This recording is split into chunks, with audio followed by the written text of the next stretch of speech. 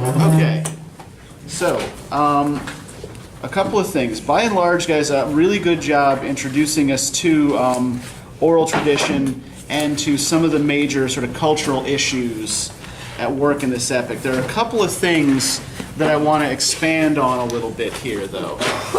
The first has to do with the genre of Sunjata and some of the features of West African oral traditions specifically, right? So, Sunjata is an example of what's called kamakuru.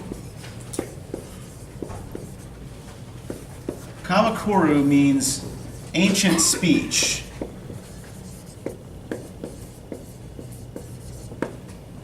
And these are oral epics about important ancestral figures. As I think you guys noted, right, it's very, very rare for a West African oral epic to be about a mythological figure or a fictional figure. Rather, they tend to be about real people, right? Sunjata Kaita was a real person. We don't really know too many of the details of his life and career, though, for certain, because of the nature of the West African view of history, right? It's rather different from what we're used to. So when we were talking about oral tradition and the pros and cons of that, right? What did you guys get out of the little telephone game that we played? What was the takeaway from that? Oral, that anything can be, like a story passed down through oral tradition can be changed and twisted, shortened, expanded. Yeah, that it's not going to be quite the same at the beginning of the chain as it is at the end, right? Each individual through whom the story passes, each successive generation through whom the story passes, is going to have their own particular spin on it. Now, we would view this in the West as historical inaccuracy, right? We would say this means, well, then this is not the true story. In Mali, they would think about that rather differently. For us, history is a set of accomplished facts, right?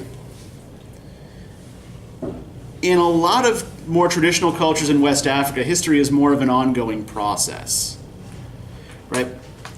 Instead of sort of dividing time up into past, present, and future along a straight line, what we have is something more like an eternal present. The fact that a particular ancestor, for example, wouldn't have actually been a Muslim in his own time doesn't mean that he can't be one now. The fact that they didn't have muskets in West Africa or firearms in West Africa in the 13th century doesn't mean you can't say that they did now. It takes to make it fit the mindset of the person telling it. In a way, yeah. Well, like you said, he might not have been a Muslim. Mm-hmm. But if somebody telling it today in West Africa, it would make more sense for an ancestor to have been Muslim to like establish, well, my family's always been this way. Well, you know, it's not quite like historical revisionism, right? It's viewed as that no, the ancestor spirit actually is one. Right? The ancestor spirit is still sort of alive and circulating, right? And changes with time, just as his descendants do, right? So it's not so much that they're trying to rewrite history to make things then as they are now. It's more that things as they are now actually have an impact on the past and do change the past, right? Now, what you'll actually find in terms of religious practice, in particularly the more rural parts of Mali, the most Muslim parts, or the most sort of conventionally Muslim parts of Mali are the cities. If you go out into the countryside, if you go out into rural areas, what predominates is a religious form called Heno Theism. Have any of you ever heard this term before? Heno Theism. Anybody know what this means? Yeah, Shannon. I'm just gonna take a stab. Isn't it where like they know that there's many gods, but they only worship like a certain god or something? Yeah, they acknowledge the possibility that other gods exist, right? But they only worship one.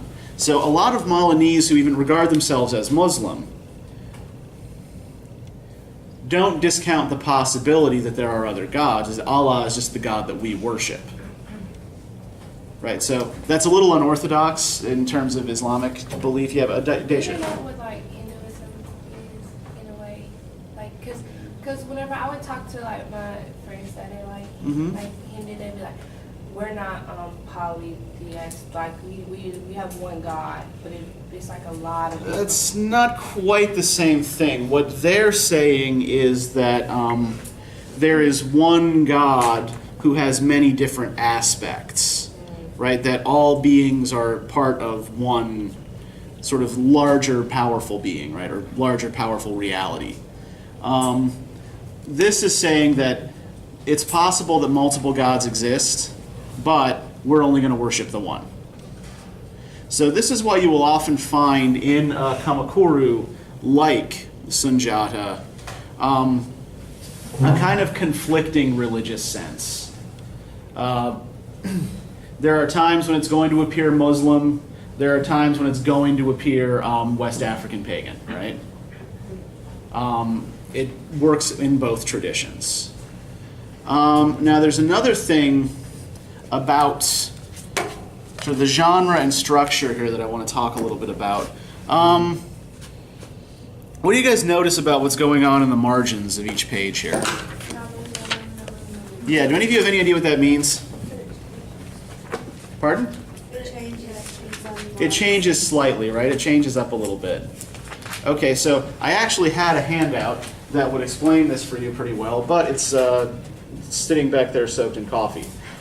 So here's what we're going to do, right? I'm going to read a line, and where it says Namu, you just say yes, right? Or it is true, or indeed. Okay? Whichever strikes your fancy. Okay, so page 15. Right. You say you want to know about Mandan. Yes. For us to give you many details about Mandan. Yes. With which part of Mandan will we start? Yes. We will start with Sunjata's father, who is Farako Manko Farakonen. Yes. The name of Sunjata's father is Manko Farakonken of Konfara. Yes. Do you know where Konfara is? Yes. It is on the frontier between Guinea and Mali, at a place now known as Koramale. Yes. The swampy area where the Koramale people dig their gold mines is known as Konfara. Yes. The father of Simbon was named after that. Yes. But his real name is Magan. Yes. He is Magan Konfara. Okay, so do you get what's going on here now? Yeah. So there are two ways of handling this for a jeli, right? We're going to use the term jeli to refer to these traditional storytellers because that's the culturally specific term, right? Griot is a term that kind of covers all of West Africa and is derived from French. Jeli is the term that is actually used by the Mande peoples, so we'll stick with that. So there are two ways of handling this, right? One is to have an officially designated Namu sayer who speaks along with the Jeli and affirms everything that he says. So are they all just different ways to say yes? Yeah. The other way, which is sort of what we were doing, is the community will speak along as the storyteller tells us. The community will affirm the storyteller's version of events. Sometimes you'll see as well that particularly when storytellers invent their own elements, instead of simply saying yes or indeed or it is true, the audience will say things like, I did not know that, or this is the first I've heard that, or something like that. They'll never say that's a lie or that's not true. They'll just say, okay, this is something like this is new to me, right? So the Sunjata epic is regarded as important enough that it's really only supposed to be performed by a man who holds the office of Belentigi. The Belentigi is the chief bard of Mali. Right, so think, chief jelly, chief storyteller. Right, the leader of the traditional storyteller clan. And so this particular piece is usually performed in its entirety only at particular festivals, right? Because this is regarded as the foundational story of the culture of Mali, right? This is, to them, like what the Aeneid would be to the Romans, except it is preserved orally, not in writing. Okay, so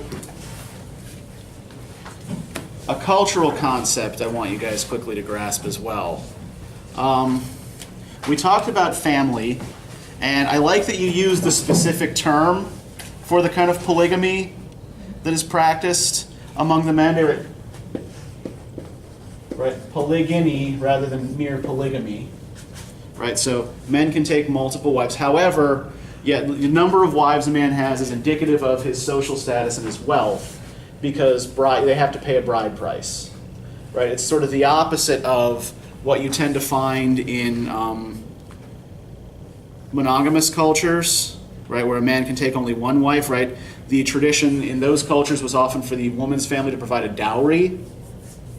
In polygamous cultures, the man usually has to pay the man pays the price, right?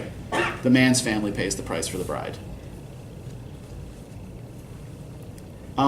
What this leads to is two kind of different concepts of kinship. Badenya and Fadenya. Badenya means mother kinship. Fadenya means father kinship. Now, in a culture in which men can take multiple wives, which family group is going to be bigger? Your group of fatherkin or your group of motherkin? Your group of fatherkin is going to be bigger, right? Because your father can take multiple wives. Your group of motherkin is going to be smaller and more closely knit. Right? So, Badenya, the mother kinship relationship, is usually a relationship of alliance. Right? Your allies, your friends, the people you rely on are your motherkin. The Fadenya relationship is often one of rivalry. Right? Because inheritance is patrilineal, right? You inherit property, you inherit titles through your father. But there's one father and lots of kids, right? Basically, use daddy's favorite. Yeah. Or, well, it's usually a sort of system of like, whoever is the eldest son has the strongest claim to everything.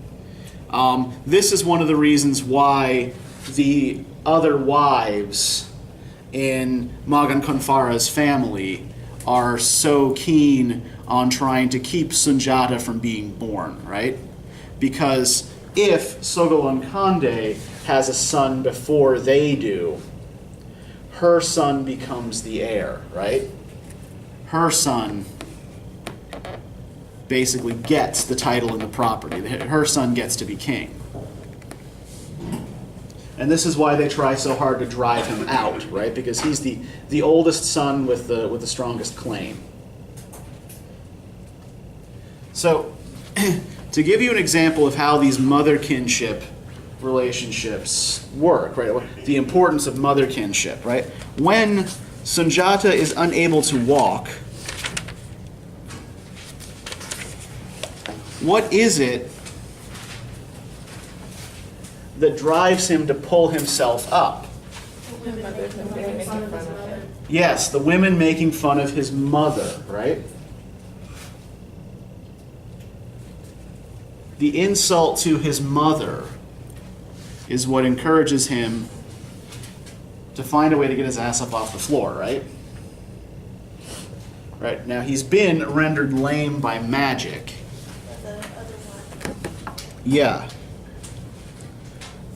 And they're making fun of her for having a lame son in the house. Right, if we look on page 40, right, around line 997, it was rivalry that caused Sunjata to walk because of the humiliation to his mother. The father is everybody's. The mother is personal. When you stand in the crowd, people do not talk about your father. It is your mother they will talk about. So, it's also important in understanding this relationship what Sunjata does in order to pull himself up. What objects does he use to try to pull himself up? His father's case. Yeah, he tries to use his father's staffs, right? Uses his father's wooden staff. And what happens? Uses his father's iron staff. What happens? Breaks. When he has a staff forged for himself, what happens? It bends, but he's able to get up, right? And he's then able to turn that bent staff into a bow, which becomes then his primary weapon. So, why do you think he is unable to pull himself up using his father's staffs? What's that supposed to indicate to us? He's stronger than his father. Yeah, he's too strong for his father's staffs, right? His father's staff won't hold up someone as powerful as he is. What else might this indicate, particularly as we think about this sort of Fadania relationship? There's not as much, what she said, there's not as strong of a bond to his father as there is to his mother. Yeah. The combination of self-reliance and love for mother is what actually gets him up, right? He has to have his own staff made because he can't rely on his inheritance. He can't rely on his father, these father relationships. This is someone who's going to have to carve out his own kingdom, right? Who's going to be greater than his father, whose father's legacy isn't enough to support him. Yeah? And going on the mother's personal, when you stand in the crowd, people don't talk about your father, they ask about your mother. You see that throughout the whole thing. When other people are talking, they don't call him by his father, so they say that Conde woman's son. Yeah, the Conde woman's son. Yep, he's always referred to as the mother's son. And this is something I want you to keep track of as you read the second half of this as well, right? These mother relationships are going to be very, very, very important. Now, as far as the sort of rewriting and transmission of history is concerned, right, we talked here a little bit about religion, right? The primary religion of Mali today is Islam, but would not have been in sort of like the mid-13th century when the historical Sunjata lived. So that's what the Buffalo Woman episode is actually doing in the epic, right? Does it feel to you like it's sort of disconnected from the rest of what's going on? Yeah, and it's supposed to. I mean, it's a later addition to the story. Now, what's important about these two brothers, right? Abdu Karimi and Abdu Kasimu. They're not from there, they're from Morocco. Yeah, they're not local. They're Moroccans. And what else is special about them? They're Muslim, I think. They are Muslim, and yeah, they are a particular special kind of Muslim. Pardon? They're claiming that they're descendants from the Prophet of Muhammad's family. Yeah, they're what's called sharifu.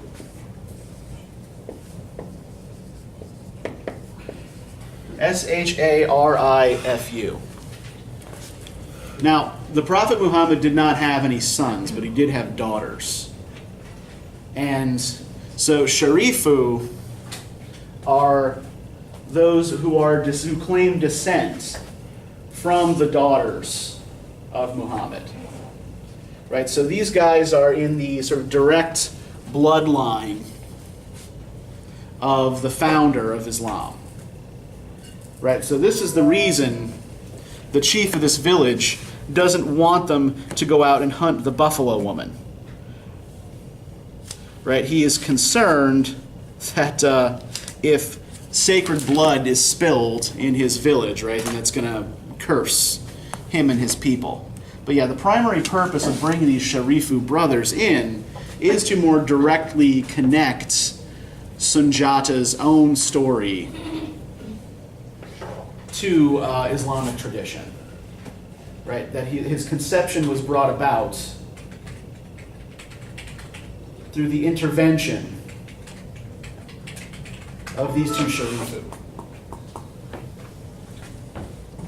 All right, so do you guys have any questions? It sounded like a couple of you were confused about some points before class started, and I do just want to sort of like address anything that you have any issues about sort of going forward here. What was most confusing to you? Yeah, Sarah. So with the two brothers, they think the reason why they get favor from her is because they treat her like it's their mother. Yeah, and it's not necessarily that they treat her like their mother, but yeah, they treat her respectfully, right?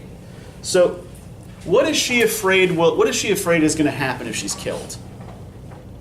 They're gonna see her carcass or something. Her Yeah, they're going to see her carcass, and what are they going to do to it? Like, Not don't give it a proper burial. Yeah, that she won't get a proper burial, she won't get the proper rites, they're going to desecrate her body, right? Because, to be fair, she has been running around killing people. And they're pretty pissed off about that. But the fact that they treat her with respect and with kindness indicates what to her? But they will do her body right after she dies. Exactly, yeah. That these are the right guys to show her the proper respect in death, right? These guys will make sure that she gets the burial that she's supposed to. Right? They won't let the others desecrate the body. So that's why she gives up the secret to them. Now, so does that answer your question? Okay, now, Radiant, I saw you had a hand up as well. What were you going to ask about? What was the purpose of the name change? The purpose of the name changing? Okay, well, because they've accomplished a great deed. And so what will often happen in a lot of, not just in this culture, but in a lot of cultures, when somebody accomplishes something important, right, then they will be given a sort of an honorific, right? The name will change to reflect their changed status.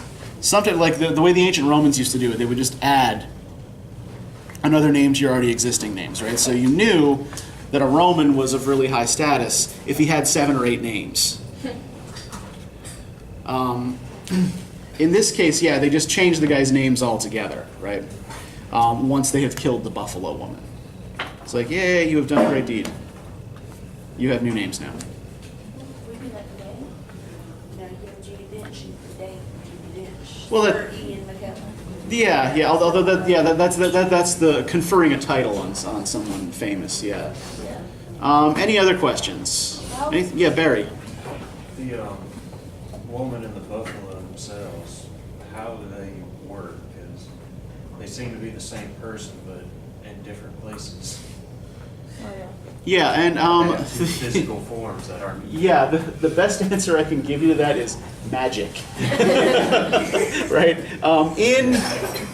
In an epic where someone can scald someone's face with breast milk, where someone can shoot a dart out of her eyes, where someone can turn into a buffalo, I wouldn't worry too much about issues of co-location like that. But It never explicitly said, but yeah. magic works out. The term, by the way, for personal magical power that's used throughout this is Dalilu. That makes sense.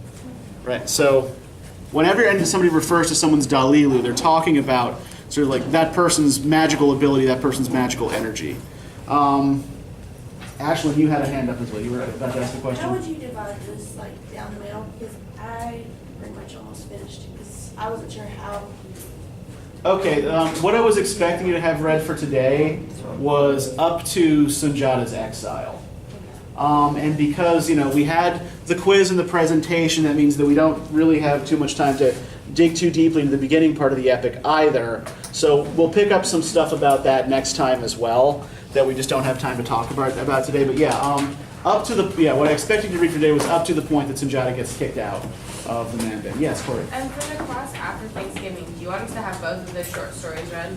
Yeah, you're going to be reading the excerpts from the Popol Vuh and the excerpts from the Florentine Codex. Okay. Yeah, that's what I want you to have read for after So Thanksgiving. the quiz will be on both of those. Yeah, the quiz will cover both of those. Yep. Okay, so we've only got 2 class sessions left. All right, so I have some reading questions for you for next time.